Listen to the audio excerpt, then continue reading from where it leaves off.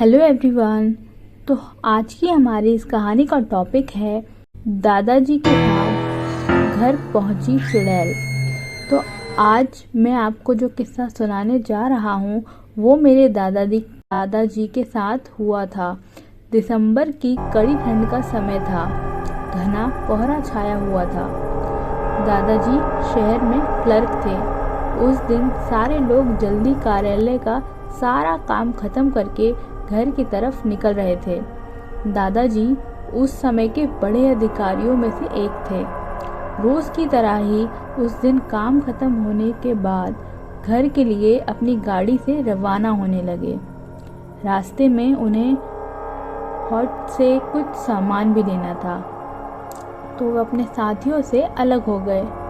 उन्होंने घर की कुछ ज़रूरत का सामान ले लिया और गाड़ी आगे बढ़ा दी। और आगे जाने पर उन्हें मछली बाजार दिखा और वे मछली खरीदने के लिए रुक गए।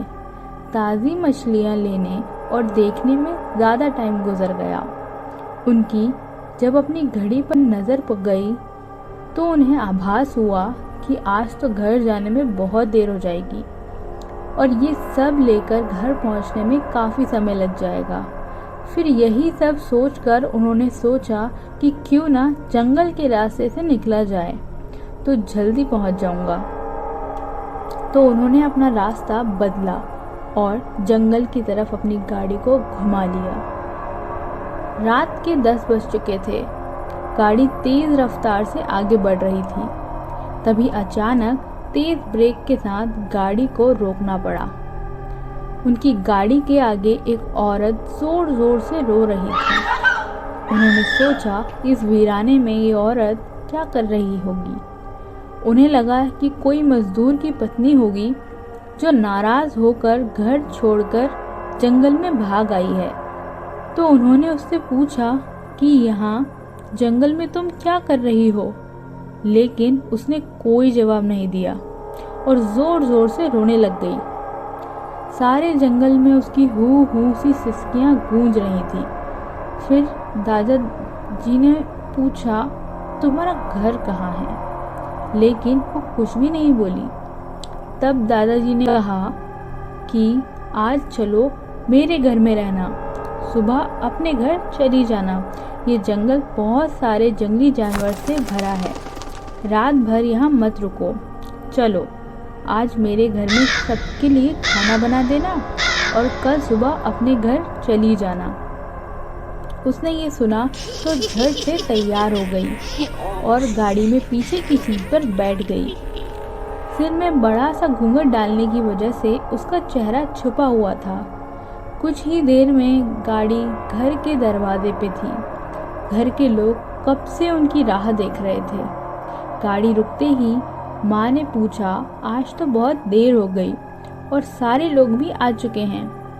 तब उन्होंने अपनी सारी बात अपनी माँ को बताई और कहा कि आज का खाना इनसे बनवा लो, वो कल सुबह अपने घर चली जाएंगी।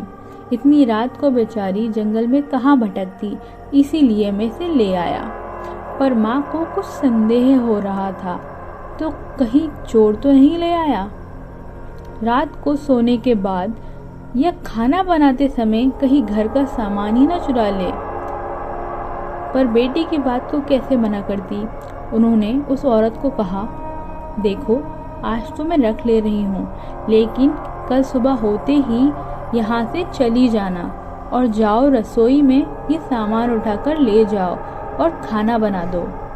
उसने फिर जवाब नहीं दिया। बस हूँ हूँ की ध्वनि ही बाहर आई और वो सारा सामान लेकर माँ के पीछे पीछे चल दी। रसोई में सारा सामान रखवा कर माँ ने उसे जल्दी जल्दी खाना बनाने की सख्त हिदायत दी और वहाँ से चली गई। लेकिन उसका मन कुछ परेशान सा था। फिर 5-7 मिनट बाद रसोई में उसे देखने चली गई कि वो क्या कर रही है और उसका चेहरा भी देखना चाहती थी। लेकिन वहाँ पहुँची तो देखा कि वो मछलियों का थैला निकाल रही थी।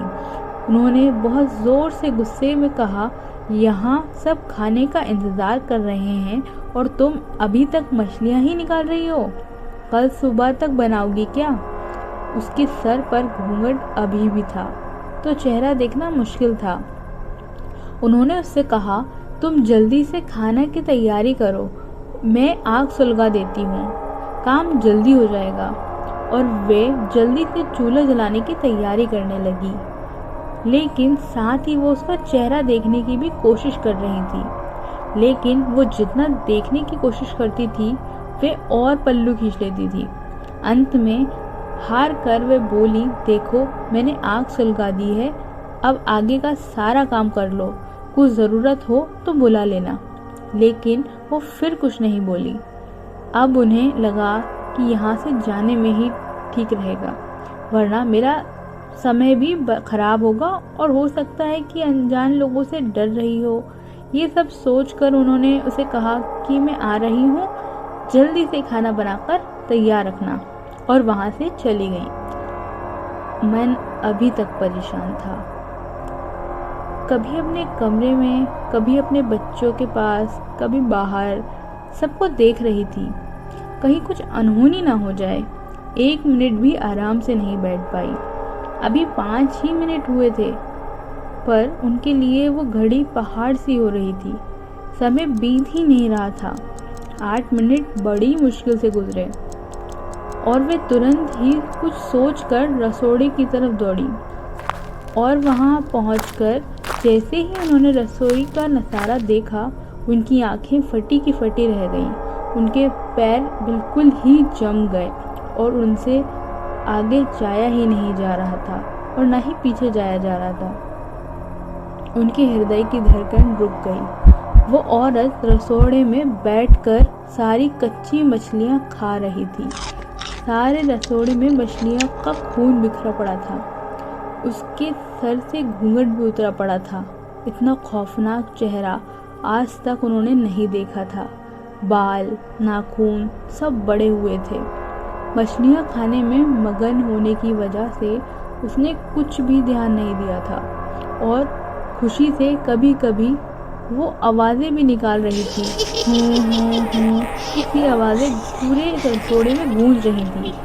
रसोड़ा पिछवाड़े में होने की वजह से और लोगों का ध्यान भी इधर नहीं आ रहा था।